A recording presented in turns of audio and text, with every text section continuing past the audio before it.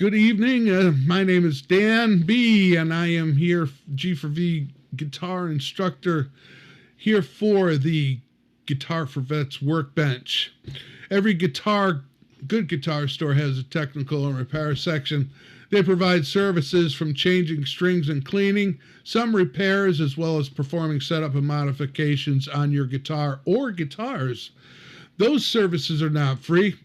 There are guitar maintenance skills that you yourself can learn to perform on your guitar and save you some money, a boatload, believe me. All right, and also a trip to your local guitar store. For some folks, there's not a guitar shop that is conveniently nearby your location, and learning guitar maintenance skills are important to keep your guitar in top condition. All right, the G4V Workbench crew is here today. We have with us John DeMarco. Say hi, John, the lead off for the crew. And Leif Peterson, one of the helpers. I don't know what I'm helping. And Matthew Lorance is on a business trip, I believe. Is that what you said, John? He's out and about somewhere. You're muted, John. He's traveling, I know that. But I think he might be on, but he's traveling. All right. I don't think he is. I don't see him anywhere. No, Anyway. I think he's iPhone 8. He may be iPhone 8. I think he may be iPhone 8. Oh, he is. Chime in there, Matthew. Why don't you unmute, Matt? So we can see you somewhere in there. Let me change my prospectus here. All right. So anyway, and we have a very special guest with us, and he's special in more than one way, and I'm not talking about that. He's special because Robert Rosania, I can never pronounce his. Yeah, thank you. Was my very first student when I came into Guitar for Vets as an instructor. Oh, he's special in many ways. Yes, that's it. So, and he put up with me stumbling through my first lesson, or giving my first lessons. But Robert is an engineer, among other interesting. You're into physics and physics, chemistry, and mechanical, technical, all of it. So there's a bunch of talents that Mr. Robert has. And Daniel, what you're trying to say for Robert is that all of life and artistic expression is within the reach of a true artist, something like that, right, Robert? Sounds good. Yeah, we'll go with that. All right. So Robert's going to be our first presenter tonight, and he has made a 3D print guitar, and I thought it was really interesting when he first showed it to me, and I had to connect him with the workbench so that we could show off this really cool thing and how he built it. So Robert, I'm going to let you go ahead. Wait, I have one more thing to say. Please bear in mind that everything that is talked about or demonstrated by the Workbench crew is based on the Workbench crew's experience, opinions, skills, and knowledge, which sometimes we got to wonder. Every effort is taken to verify any information put forth. Any references to brands is for demonstration purposes only, and the G4V Workbench has no affiliations with any of the brands that are mentioned. So, carry on with yourself, Robert. Thank you so much for showing up and helping us with this tonight. I'm really looking forward to hearing about this. My pleasure. Thanks for having me. I'm going to try and figure out how to share again. There we go. I got a little PowerPoint going just to... I think you guys can see that, right? Yep, all good. All right, cool. Here we go. All right. So this is what I based it off of. Prusa is one of the many brands in the 3D printing world, I guess. And I came about this because I got to a point where I didn't really want to play guitar anymore, so I decided to build a guitar, and I had a 3D printer, and it got me back into tinkering with that. So I ended up getting a Stratocaster kit off of Amazon for about $80, and it came with the neck, the strings, the pickups, and all the electronics. And went through and printed some of the pieces. This is the main body of the guitar that holds the neck of the guitar here. Your electronics fit in here. I had to do some slight modifications because when they designed this Prusa was in Europe, so their uh, depths of the pickups was different, and all the hole placement for the neck was different. So that took a little bit to figure out and modify. These are just some of the 3D renderings of the files that I printed. Pick guard. This is where the tone control goes. You'll see a picture of it here in a second.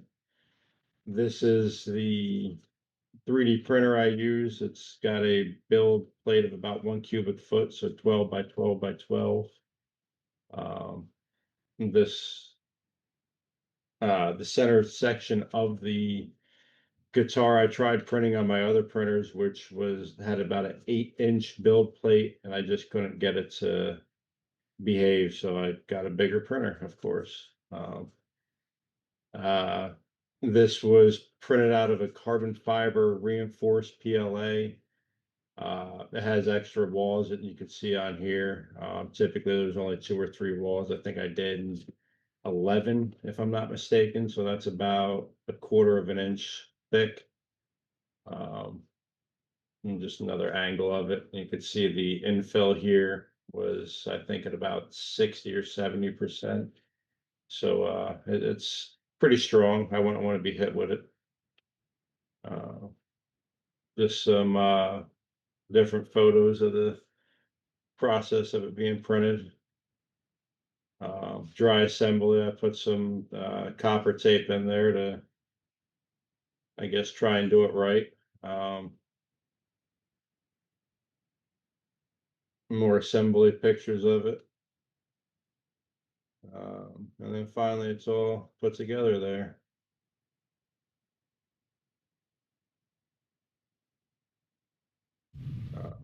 So my issue is I've been dealing with 3D printers for so long, so I'm sure you guys have questions about it, and that probably helped me tell you more about it.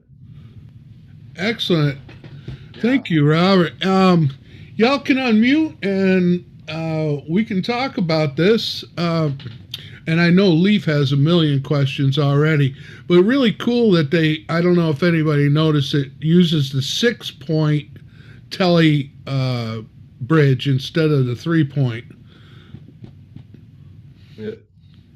Which is a lot easier to adjust the intonations, and I'm sure that there must have been some issues with intonations and tension for sure.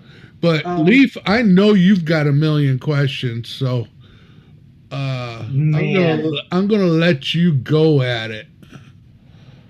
Okay, so my first question is the little square holes, do they resonate? How much noise does it kick off? Because like, wasn't that one of like BB King's complaints? Is sometimes like on an electric, sometimes it makes too much noise. Like, how's it sound? Like, how does that sound? Do you have it there? Can you play it for us? I do have it. It's probably not in tune. It's I don't know if it'll pick up on the screen. You've got your background blur on. But my action is probably 3/8 of an inch right now. So unfortunately, it's not very playable anymore. Well, The we were talking about latch steels here maybe a little bit later, so you could just pull the frets off and. No, you gotta know where you're playing. So keep the frets on so you know where you are. Oh, okay. Yeah. but yeah, after about a year of sitting, because for me, this was more of a project of how to build a guitar. And as Dan was mentioning, the setting up the annotation and just understanding the mechanics of it. Because I guess by trade, nature, whatever, I'm a mechanical engineer, so I need to know how things work. And it helped me dive into the mechanics of how the guitar works, how I can fix it, how I can fix the annotation, what everything does and how it all works together. Yeah. So where's the biggest flex point on the guitar? Is it here? Like where's it getting the most? I think right in this area. I haven't Okay. taken it apart yet to inspect it because I knew I was going to be here talking about it, obviously. But my hunch is that it's pretty much right where it's bolting in to the neck. I believe it's starting to have a stress crack in there. Okay. And that's just because, I tried to leave it in tune for a year sitting on the wall. I mean, it happens to a lot of other guitars too, That's a very common break. And I didn't know if there was some way if you would reinforce that or. Well, so the nice thing about this, I call it a modular guitar, and I kind of glazed over that aspect, and it's hard to show, but there's M3 screws and here. So I can put an Allen key in there and take off all the honeycomb, the purple area, the pick guard, and I can change it to any color I want. And there's filaments out there that are multicolor, multicolor. Hold on, I'll show you. There's my little Acatina. Yeah, the ocarina. Yeah, that's beautiful. There you go. Ocarina. But this is like a chameleon filament. So, if I wanted a chameleon guitar tomorrow, I could arguably just print all the pieces and. Oh, that's awesome. Yeah. Completely different guitar. But I think that center part that I did out of carbon PLA, I'm going to try and instead of, I think, the 11 walls I have, I'm probably going to do 20 or 30 walls and see where that brings me and try and make it almost a solid piece. It'd be a clubber, man. Yeah. And to go back and answer your. How long does it take to print an individual part? Say the green area. I'll get to that. I just wanted to answer the tone of it. For me, I didn't like the tone of it. It was very tinny. Okay. So it was bothering me that I didn't answer that. Yeah. Was that tinny? Was that the pickups that came in the kit? I think so. Oh, okay. All right. I talked to some people and they told me to put some resistors on the pots and all that, and I just never got to it. Or you could just get Amy and Daniel could correct me, but if you get just like an equalizer, a graphics equalizer, do the treble blade, it'd be easier. There you go. Yeah. Okay. And so to answer John's questions, depending on the piece, this part up here, it was a little section. It took maybe 2 hours. This purple part, I think, was about 4 to 6 hours. And the centerpiece with the walls that I had it designed at, I think that was about an 18-hour print. Wow. So the back of it, is that texture? It looked like a tree branch or like a mountain or something. Which part? Like there was a texture. I don't. Can you bring it? Are you on the centerpiece you're talking about? This thing right here. Yeah. Hang on, I can't. Yes, there's a couple of pieces that have some. Yep. So that's the infill, and You have the walls, which No, is no, there was it was, I think it was the back on your green piece. the back and here. Yes. Oop. Okay, so are those structural? Go back to the other one. Yeah. Is that vein that goes through the middle, is that a structural piece? No, that was just I think I ran out of filament or I was Okay. I see. messing around with it and it just kind of looked neat. Yeah, It it goes does. from that purple to a green to a gold and Yeah. then repeats. Okay. I see. I know what I now see what I'm looking at. Yeah, and that was just I was playing with the a feature of being able to change the filament mid print, and now I can, with the printers that are out now, I can, you know, do it anything. I could put designs in there. I could put a G4V logo in the pick guard anywhere on it. It's pretty amazing where it's coming with the printers. Awesome. So talk to me about the pick guard, because I love the pattern you've got going on there. So did that come with the original plans or did you do something on your own? So when you're going through the slicer program, so let me see if I can show you a little bit easier.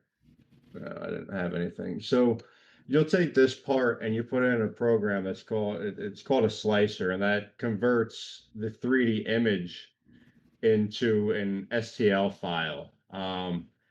And that's where you put the parameters in for what type of infill, how many walls, and what pattern you want to show on the pick guard. So like normally it looks like a piece of plastic here. And on the pick guard here,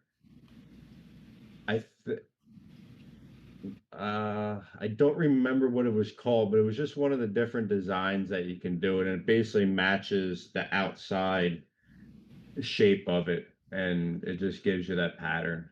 I think it's like a concentric or something, but because it's a weird shape, it gives you those different lines to it. It makes it dimensional. Yeah. Here, let's see if I can get it to show better. No.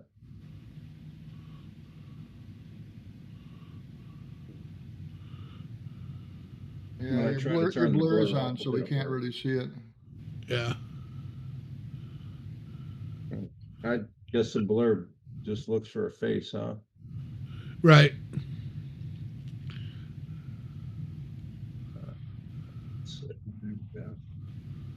There we go. Yeah, very cool. I like that. You could get like a mother of pearl look, I'm sure. Yeah, and I printed pick guard out in orange and green and different colors, and it's a silk white, they call it. Came out like that. The green's a silk. Does it have that like feel of a pick guard? I mean, it's just plastic, right? Yeah, it's just plastic. When you're saying the different PL whatever and all that, is that the grade of plastic that it is, or how does that work? You could say that. So there's now probably 20 or 30 or probably 100 if I had to guess. I haven't been too far into the 3D printing industry as I'd like to be, but they have filaments out there that are as strong as steel.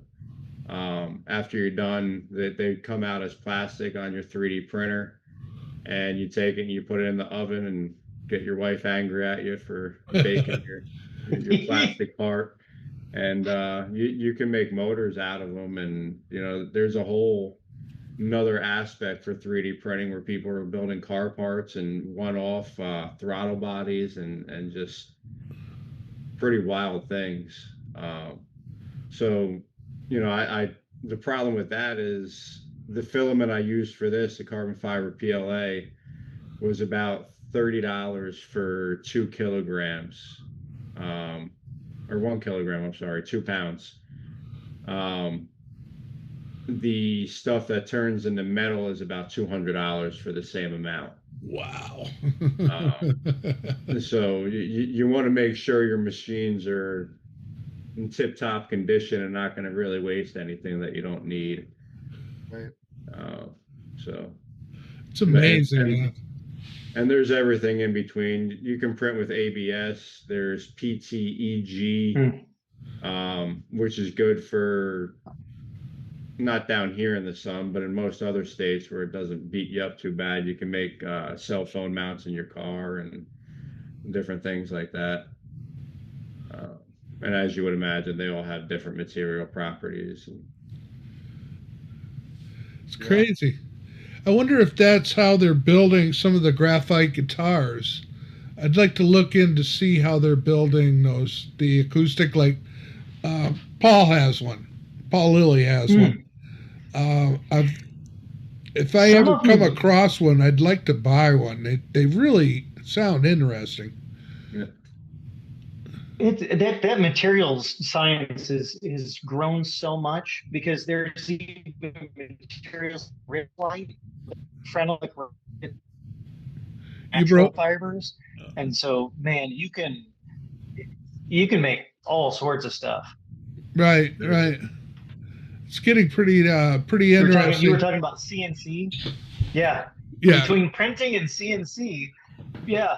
Right. And if you have the combination of both, it's even more limitless on what you can do.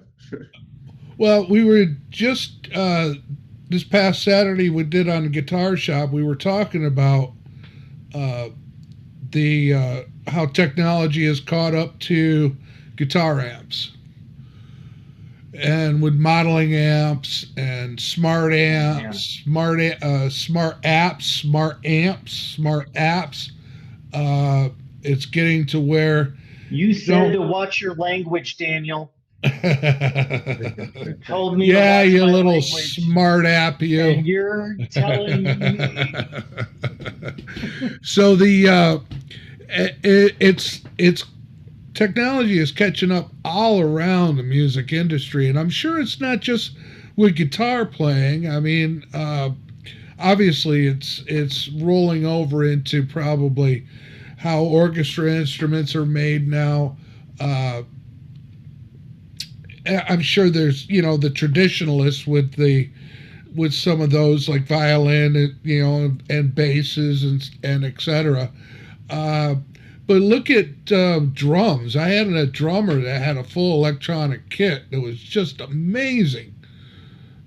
And it was put out by Roland. Yeah. Of all people, making a drum. And so it's getting to where we're trying to take a look at go-arounds for wood, as far as building guitars go, because of sustainability. And I'm just amazed at what the different mediums that are being used to build stuff, build guitars. Well, John's going to talk. Is if we have the time, John's going to talk about making a lap guitar, right? Yeah, I mean, lap steel. Yeah. With steel guitars, and I mean it's endless, really, because it's a noisemaker. Yeah. Well, the interesting thing to me is I did a tour, and I should post it up on Cab Art sometime. I did a tour of the Taylor factory probably almost 10 years ago now. And the amount of CNC that they were using to make their raw parts. Now, what they were still doing, this is outside of San Diego, they were still assembling everything by hand, but all their parts were cut to the nth degree so that all they had to do was assemble. The tolerance is almost perfect. Right. Mechanically perfect. Well, and like I was watching this one guy, he was insetting rosettes, right? And when I do that, I've only made a couple of acoustic guitars, but when I inset a rosette, it takes me all evening to cut the channel and fit it and get it right. It takes me all evening. It's a nice evening, but he was probably doing 15 or 16 an hour. Jeez. Yeah. Just, Yeah. because like you said, the tolerances are so close, just a little bit of tweaking and, Snaps in. yeah, Yeah. yeah, yeah. So yeah, it is Amazing. amazing. I have used the CNC a couple of times to make, electrics. And I am fascinated by my grandson Yeah. Robert has got a 3D printer. He makes me dragons, on it, and I got a How little old is your strawberry grandson? dragon. he's There you 8. go. Yeah, and he's made that kind of stuff too, where the dragon is articulated. Yep, yep. Yeah. How old your grandson? He's 8 years old. Yeah, there you go. Yeah, yeah, yeah. It's pretty humorous because to him it just works, right? You pull up the software, you find what you want to make, and away you go. And Like and he trying always out says to me, like, tabs. if I go over there, he'll say, "Well, now, pops, this one's going to take 2.5 hours. We should go do something." So Oh, that's ice cream time. yeah, yeah. But yeah, good stuff. Well, are you going to make another one, Robert, sometime, do you think? Um, so I've been looking at different things. As you've seen, I made the flute. I had to make this guy for the Strawberry Fest. We had a tent over there this year, and they told us we needed a strawberry to display. So Strawberry Dragon it was. But as far as making another guitar, there's some plans out there for actually an acoustic one. And I wanted to play around with different materials on that to see if I can get different tones out of it. Mhm. Um, so I'm kind of in the research mode of it. But as you were talking about CNCs, I was talking with a local vet here in town that has every tool I want in his garage, CNC, a laser, all that. So we're talking about trying to make an electric or something. I don't know yet. If you Cool. if you looked at ukuleles, Yeah, but they're so I tiny. love. I mean, I have a Waterman. I have a plastic ukulele. Yeah. Oh, for to 3D print, they do have Yeah. ukuleles to print as well. That's probably more sensible to see And then if you like the the electric, tones. they'll sell you if you want to make a electric ukulele. They've got a post, like a 4-post electric, pickup for a steel string, a ukulele if you wanted to print one. But yeah, Yeah. yeah, Patrick knows me and my ukuleles. There is a traveling guitar. It can be acoustic and electric, if I remember right, John. The one where the bottom and top, they're more like a rest, and it's just the centerpiece. Yeah. Right, right. And I'm not sure. Are they made out of graphite, or how are they made? Are they Well, carbon fiber, or they're not wood? no, I've actually seen both. I think Yamaha's got one that's a travel guitar, a silent guitar. And I think the outside is wood on that one, but I've seen them with carbon fiber too. And because they're travel, that would make sense because carbon fiber is so much lighter than almost Yeah. anything, with any structural, um, integrity. But So the way to make the strength of that one block that's taking all that tension is merely by changing the layers and where The those parameter. layers are. Yes. Is that how that works? Exactly. 'Cause you have the walls that build it, and then the top and the bottom. So you're able to choose how many walls. Something like the dragons, they have 1, 2 walls, just enough to get the color to be consistent. But then when you're doing structural things, you can You do can ch- infinite walls you and can just make it change a the top. so you changing the density. Is that what the? Exactly. There you go. That's the word I'm looking for. That's interesting. So you can almost, if it was 100% solid, how much would that piece of cost then? Um, so the way it's built right now, and it's probably about 90% full, 80% full with all the plastic in there. I think I used about a half a roll of filament, so that was about a So that's $15, so about $30 maybe. I'd probably have some filament left over for something else. gotcha. what's the end guitar weigh?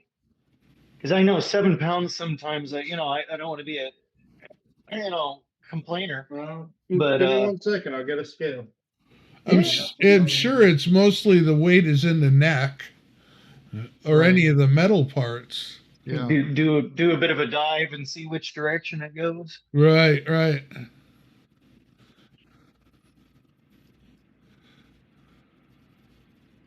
I wonder how much 3D printing you could do on a neck. Like, John, would you have to do like carbon fiber, like doing some rotating pieces inside, like along the? That'd be Oh, interesting. Yeah, I structurally, I don't know if you. Well, you could. I mean, you just have a lot more material in there, I guess. Yeah, or like just a 5-piece glued. So it goes in all different directions. Am I right about 6 3/4 pounds? Wow. That's Okay. not bad. That's not bad. It's not bad at all. But more than I would have thought. I would have thought Yeah. more 4 or 5 pounds. Oh, I was worried it was going to be like an 8 or 9 pound. I was No, sitting here it's going, not a Les Paul. get a bass strap. Yeah, I was going to say Yeah, it's yeah. a lot lighter than a Les Paul. That's for sure. Yeah. Well, Robert, thank you so much, man. That was, I mean, I just think it's fascinating of where the direction of technology is taking us as musicians and playing these instruments, of what it's doing to change. Whether it's an improvement is another story. Right. I mean, like some of us that have been around that have experience with the old tube amps, like the one behind me, are used to not having to deal with, you get a stomp pedal and it's got 2 knobs on it, so you can play with the knobs and know what's going on, and you know how to set your tones. But now with modeling and the smart amps, and then with guitars being built differently, and I've seen now they're putting electronics into the guitars, and it's just crazy, like Leif's little kill switch.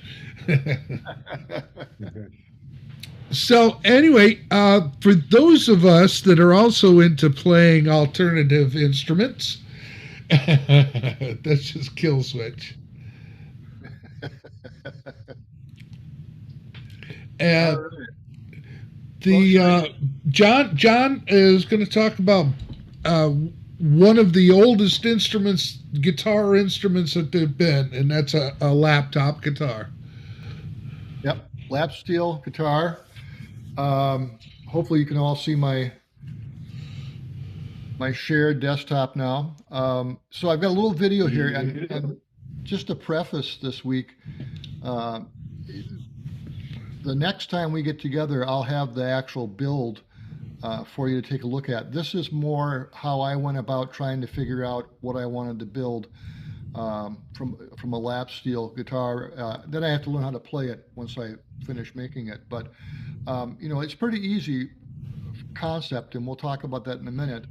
But I'm also going to show you how I sort of copied or designed it from some other lap steels that I saw out there on the web.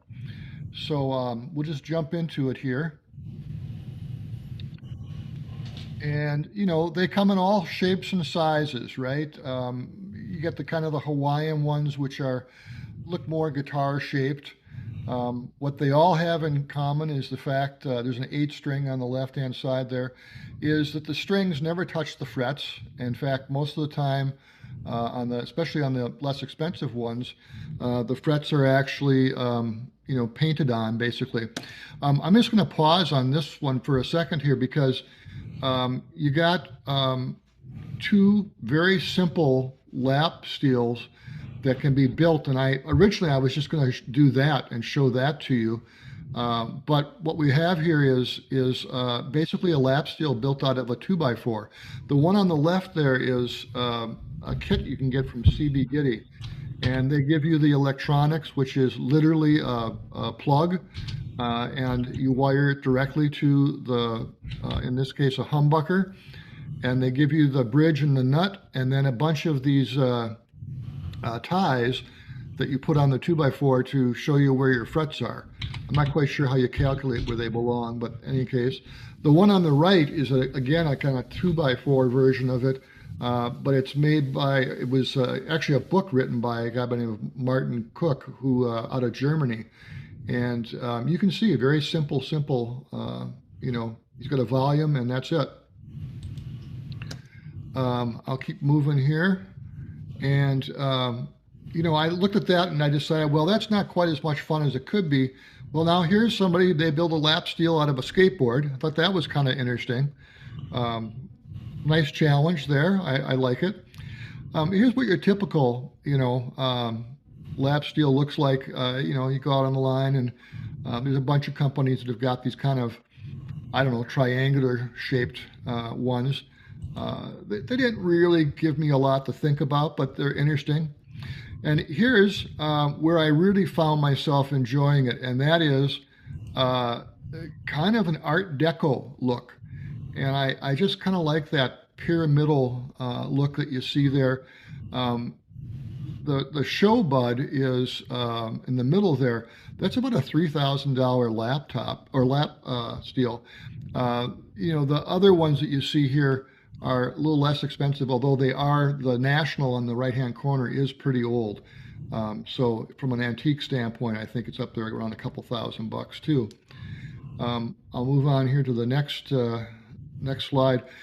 Here's where I kind of went, hey, I really like the look of this. And this is a company called Duesenberg, and literally out of Europe. And I liked kind of the profile that they have on this guitar. And again, it's kind of an Art Deco look, and I kind of like that. One interesting thing on their higher end, and these are $3,000 to $4,000, I guess, is they've actually got a little, trench in the middle of the fretboard there, and they can actually move the nut up and down, so they can get different tunings, different keys by moving it just like you would a capo. I also copied in, what they said the dimensions, the rough dimensions are for this particular guitar, and that was kind of my starting point if I want to build something that looks sort of similar to that. And then when I move on here to the next slide, I'll just take a second here. Here we go. Now we got my I always do research, right? So statistics and specifications, I won't read this whole thing to you. But, the interesting thing to me is the scale length is anywhere from 22.5 to actually 25.5. I should say 25.5, not 24.5. So everything from shorter, much shorter than what we're used to. I think a Gibson is usually 24 3/4, and PRS is a 25-inch, and then I think Fender is 25.5-inch for scale length. So it's all over the place. Nut widths, they're much larger than the average electric guitar. Body width, anywhere from 6 to 7.5 inches. It's kind of interesting. There's people who have a lot to say about scale length and the tone that you get out of it. String height, 1/2 inch to 3/8 of an inch above the fretboard. Like I said, a lot of them don't even have actually frets. They're just markings. And then, of course, there's all different kinds of profiles and shapes. They make them out of most body materials that you'd be familiar with: mahogany, ash, maple, any kind of dense wood probably works pretty well. And then we're going to move on to, okay, how did John go about, creating his plan? Because I think you guys know from our last time we got together, I like to create a full-size, at least of the body, but I like to make a full-size template that I work from when I'm building this by hand. So again, I'm in my free software that you can all get, Affinity. And I'm creating a document in millimeters because I've decided I'm moving to millimeters. And it's 1,000 millimeters wide by 250 tall. I took a picture out of the web, and I sticking my guitar that I liked out here as my first layer in the document. And once I get it situated the way I like it, I'm going to go over and get the measure tool and yep, and I'm going to measure the nut, because what I'm after at this point is that 65 millimeters, which is a little fat for what the final is going to be, but I wanted to get as close to 65 millimeters, which essentially puts this photo into the same scale, almost the same scale as what I saw online. The interesting thing when you steal a photo to kind of create a template like this is if you're at a higher angle or a lower angle, you get some distortion, and so you might foreshorten the picture, but it gets you in the ballpark. And I've made a lot of bodies this way by taking a picture of a body and then putting it in here to create my drawing.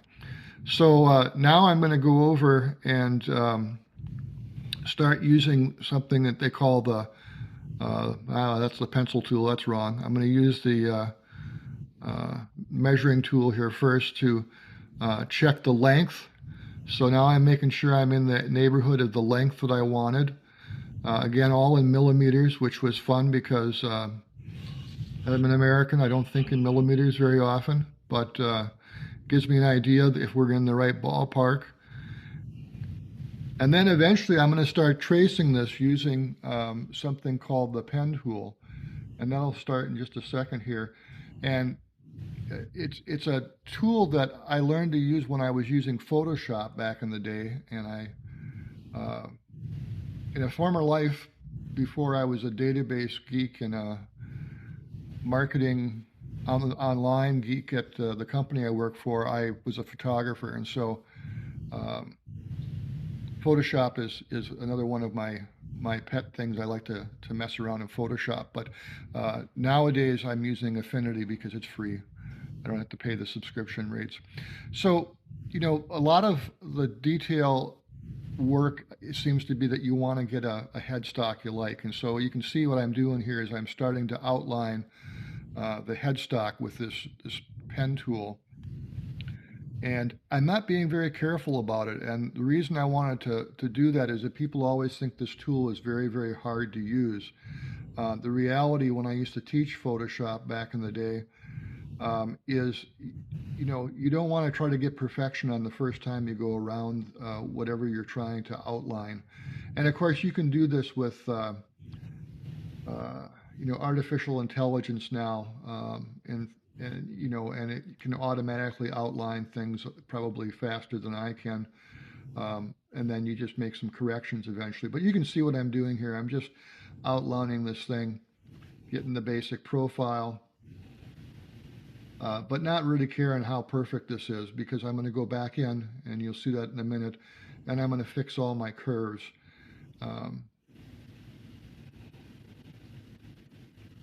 So sorry, I should have sped this up, but we're almost all the way around.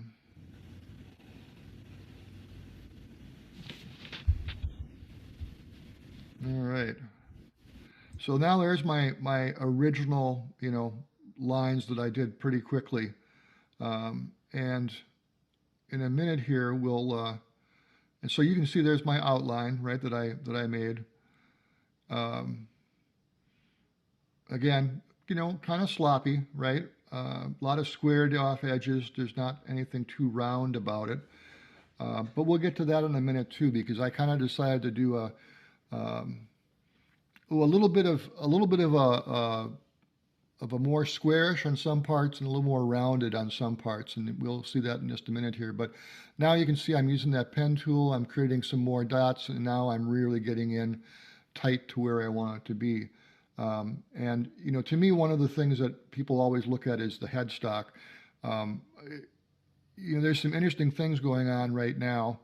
Leo Fender, he only ever copyrighted and he patented his guitars, but he only copyrighted the headstock. He didn't do any kind of a copyright on his body shapes.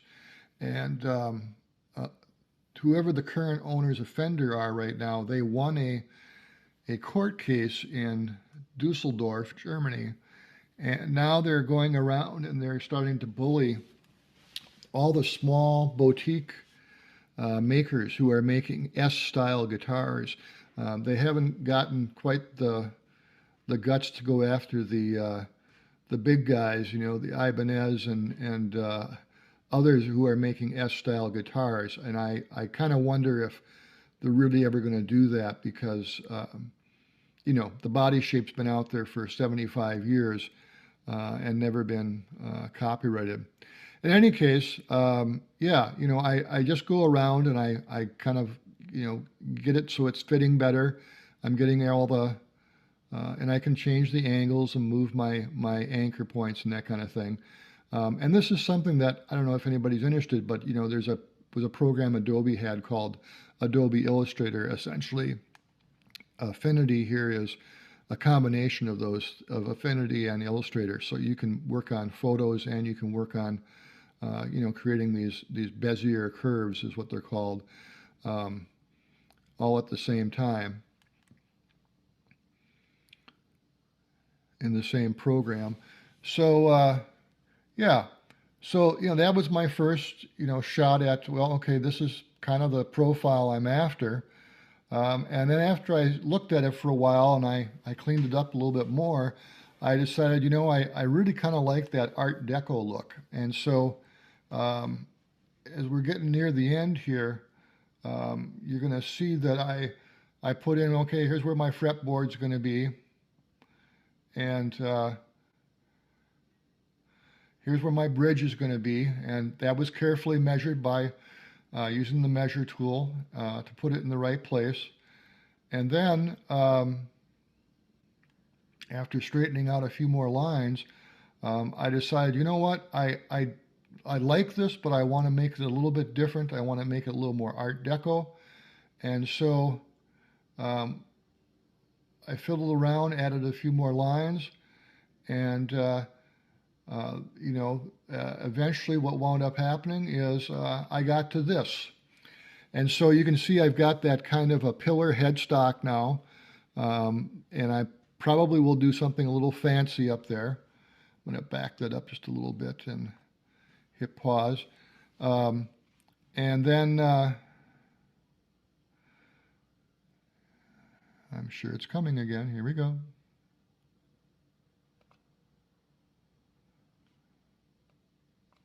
There we go.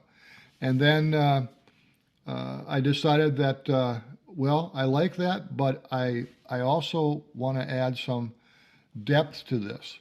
So the gray area that you see here, this will be a step up.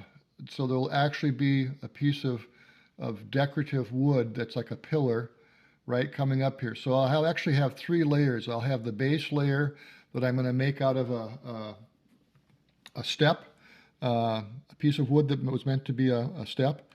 And then I'm going to have, a piece of wood that the fretboard will go on. And I'm not sure if I'm going to draw that on or if I'll actually, fret a piece of wood. And then I'll have a level of wood that goes up another little step to give it another 3-dimensional thing. And then on the headstock, this pillar. So that's my design concept for the lap steel. And again, you'll see that I've still got some curves on the sides, and that kind of echoes the curve here. But the rest of it has got some straight edges and some squared edges, and that kind of fits in with the motif up here. So next time, you'll see the build.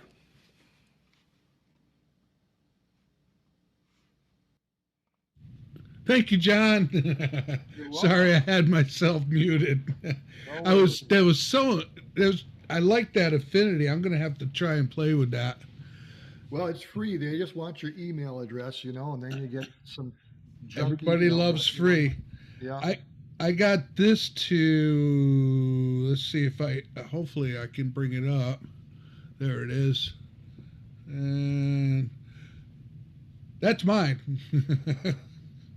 That's the one I have. I love it. Yeah. $100. Mm-hmm. And there's that lipstick pickup. Yep. Well, so that's my goal here is I'm using all recycled wood, probably recycled tuners, and then I've got a P90 pickup that I'll use. I might break down and put a pot on there for volume. I don't know if I'll do it for tone or not, but keep it simple. Right. Yeah. That's what they look like. Just, looks like it's so easy to make one up. So we're actually at the end of tonight already. We're done. Or, for lack of a better word, I guess, done. Our hour is up. I really appreciate everybody helping out today. Again, Robert, thank you so much for your presentation. John, as usual, yours. And what happened to Leif? I think we lost him. He seemed to have some... He messaged the chat, said the kids were wanting to go to bed. Oh, baby okay. things. Yeah. And let's see here what I'm doing. Bring up. So anyway, again, thank you all. G4V is a 501c3 nonprofit dedicated to providing relief to struggling veterans through the healing power of music and community. Since 2007, Guitar for Vets has served at-risk United States veterans impacted by PTSD or other service-related trauma through our unique 10-week structured program, putting the healing power of music in the hands of our nation's heroes, helping to foster renewal, connection, and community.